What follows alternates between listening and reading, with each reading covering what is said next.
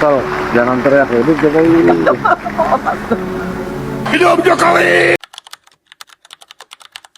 Assalamualaikum warahmatullahi wabarakatuh. Salam orasi kritis.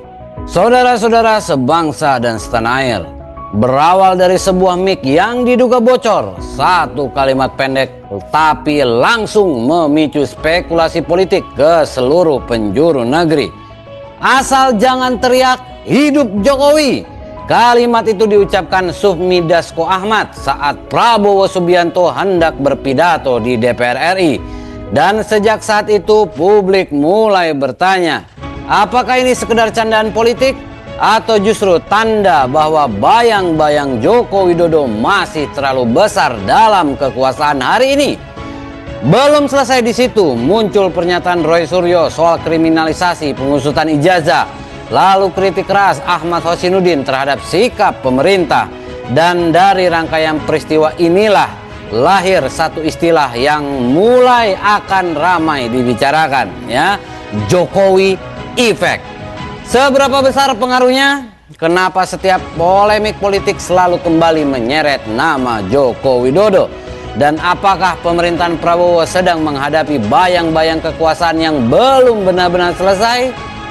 Saksikan dulu cuplikan singkat berikut ini, karena setelah ini kita akan membedah semuanya secara tajam di Orasi Kritis. Silakan menyaksikan.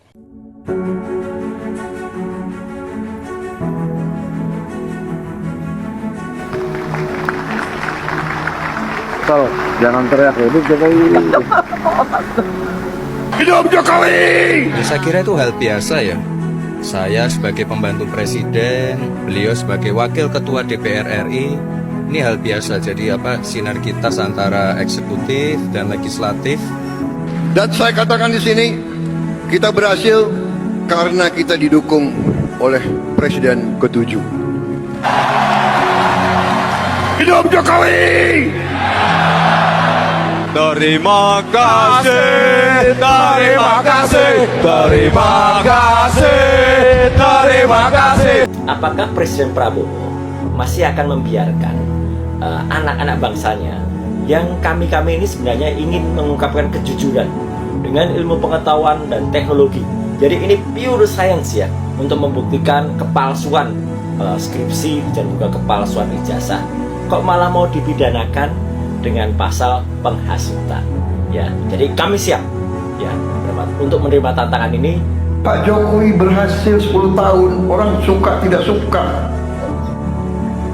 Masalah ijazah nih, persoalkan. Nanti ijazah saya ditanya-tanya. Iya kan? Saya lihat kok ada mulai budaya yang tidak baik, ya. Pemimpin dikuyu-kuyu, dicari-cari. Pada saat berkuasa disanjung-sanjung. Ini budaya apa? Ini harus kita rubah, ya kan? Ini harus kita rubah. Saya bukan Prabowo takut sama Jokowi. Prabowo masih dikendalikan oleh Pak Jokowi. Enggak ada itu. Pak Jokowi itu enggak pernah nitip apa-apa sama saya. Ya saya harus katakan yang sebenarnya, kan begitu. Pak Prabowo takut sama Pak Jokowi, ya.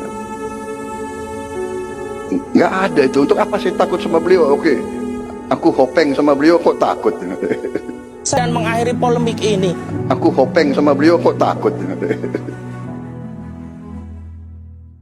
Oke, cuplikan tadi mungkin terlihat sederhana, tapi dalam politik kalimat spontan seringkali lebih jujur daripada pidato resmi. Dan ketika satu mic bocor memunculkan isu loyalitas kekuasaan, kriminalisasi hingga tekanan terhadap presiden baru, maka pertanyaannya bukan lagi soal candaan, saudara-saudara. Pertanyaannya adalah, apakah Indonesia sedang menyaksikan lahirnya sebuah Jokowi Effect? Dan sekarang mari kita bedah. Semua ini sebenarnya tidak dimulai dari ijazah, tidak juga dimulai dari Roy Suryo, dan bahkan bukan dimulai dari Ahmad Hosinuddin. Semua ini dimulai dari satu hal yang sangat sederhana. Publik mulai melihat bahwa nama Joko Widodo atau Jokowi masih terlalu kuat berada di sekitar kekuasaan. Dan disitulah Jokowi effect mulai terasa. Coba kita lihat runtutannya. Ketika Sufmi Dasko Ahmad mengucapkan kalimat asal jangan teriak hidup Jokowi, publik langsung menangkap satu pesan penting. Kenapa nama Jokowi harus disebut? Kenapa? Why? Di momen ketika Prabowo Subianto akan berbicara sebagai presiden, ya, kenapa ada kekhawatiran muncul teriakan hidup Jokowi? Dan kenapa kalimat itu terdengar seperti candaan, tapi justru terasa sangat serius? Disinilah politik bekerja. Kadang pidato resmi tidak mengatakan apa-apa, tapi ucapan spontan justru membuka semuanya. Karena publik tahu candaan elit sering kali lahir dari keresahan yang nyata. Dan sejak mic bocor itu viral, publik mulai membangun persepsi. Apakah Prabowo benar-benar memimpin sendiri? Ataukah bayang-bayang Jokowi masih terlalu besar? Lalu polemik berkembang, ya. Pernyataan Roy Suryo, ya, yang sudah beberapa lama, ya, mengatakan bahwa pengusutan ijazah dilakukan dengan pendekatan pure science, ya. Artinya mereka mencoba membangun narasi bahwa ini bukan kebencian politik, bukan fitnah, bukan propaganda, tetapi klaim pencarian fakta dengan ilmu pengetahuan dan teknologi. Namun masalahnya bukan di situ. Masalah sebenarnya adalah ketika pengusutan itu disebut berujung ancaman pidana, ya, yang sekarang ini kita lihat kasusnya di Polda Metro Jaya. Nah, di titik ini publik mulai melihat sesuatu yang lebih besar, ya. Kenapa isu ini begitu sensitif? Kenapa kritik terhadap Jokowi masih terasa berbahaya bahkan setelah beliau tidak lagi menjadi presiden? Dan disinilah saudara-saudara Jokowi effect semakin terlihat. Karena biasanya setelah seorang presiden selesai menjabat, pengaruh politiknya perlahan menurun. Tapi yang terjadi sekarang justru sebaliknya. Nama Jokowi masih mendominasi percakapan politik nasional, ya, apalagi dengan isu ijazah Jokowinya tersebut, ya. Bahkan setiap konflik ujungnya kembali ke Jokowi. Lalu datang kritik dari Ahmad Hosinuddin, ya, pernyataannya ini sudah lama, ya. Dan ini masih menarik, ya, karena fokusnya mulai bergeser, bukan lagi sekedar soal ijazah, tetapi soal respon kekuasaan.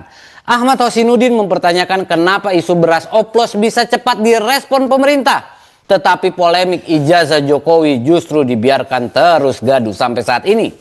Pertanyaannya ini sebenarnya sangat politis, ya, karena secara tidak langsung tekanan itu diarahkan kepada Pak Presiden, ya, Prabowo Subianto. Seolah publik ingin melihat apakah Prabowo berani mengambil keputusan tegas atau justru memilih berhati-hati karena ada faktor Jokowi. Dan inilah inti besar dari Jokowi effect. Jokowi bukan lagi sekedar mantan presiden, saudara-saudara. Beliau telah berubah menjadi pusat gravitasi politik. Semua orang masih bereaksi terhadapnya. Pendukung masih membelanya, lawan politik masih menyerangnya, dan pemerintahan baru masih terus dikaitkan dengannya. Akibatnya ruang politik Indonesia hari ini menjadi sangat sensitif. Sedikit ucapan bisa viral, sedikit candaan bisa menjadi spekulasi nasional, dan sedikit kritik bisa berubah menjadi konflik politik besar. Karena publik merasa ada satu pertanyaan yang belum benar-benar selesai dijawab. Seberapa besarkah pengaruh Jokowi hari ini? Dan justru karena itulah mic bocor Dasko menjadi sangat penting. Bukan karena kalimatnya panjang, bukan karena ada pidato besar, tetapi karena satu ucapan spontan itu seperti membuka tabir yang selama ini hanya dibicarakan diam-diam.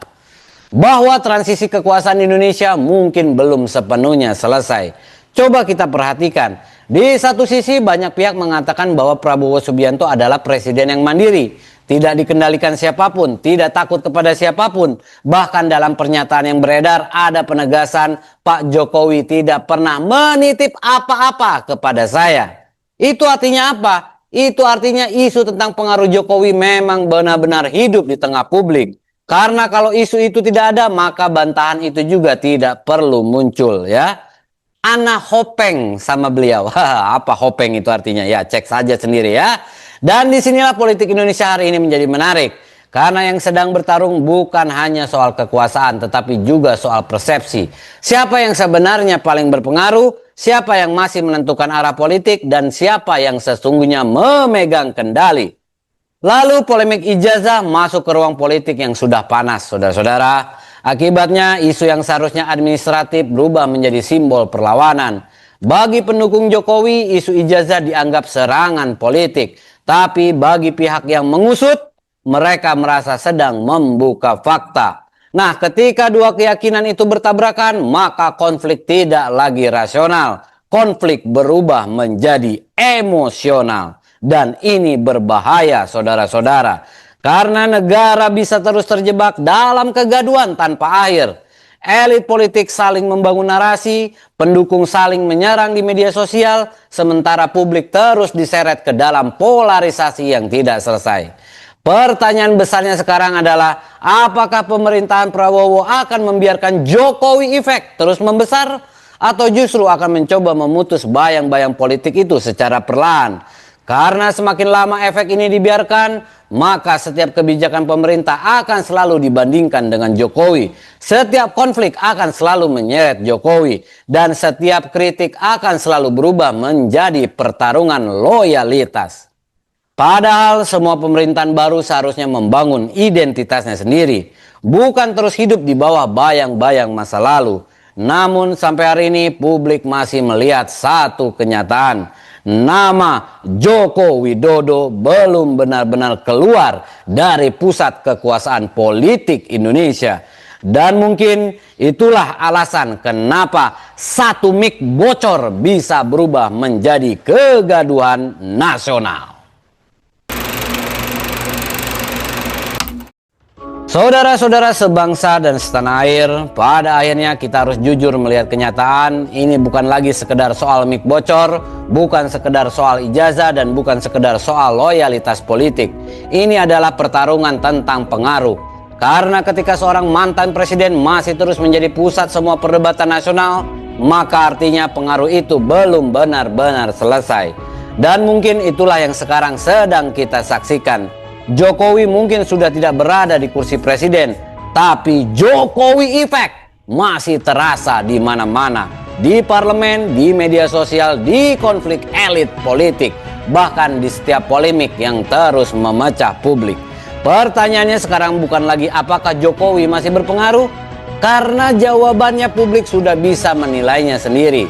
Pertanyaannya yang jauh lebih penting adalah kemana arah politik Indonesia setelah ini? Apakah bangsa ini akan terus hidup dalam bayang-bayang konflik masa lalu, atau mulai bergerak menuju politik yang lebih dewasa, lebih terbuka, dan lebih jujur? Saya ingin mendengar pendapat kalian. Apakah mic bocor Dasko hanyalah candaan biasa, atau justru menjadi simbol bahwa Jokowi efek memang nyata adanya? Tuliskan pendapat kalian di kolom komentar. Dan jika kalian suka analisis politik tajam seperti ini, jangan lupa subscribe dan nyalakan lonceng notifikasinya. Saya pamit, sampai jumpa di orasi berikutnya.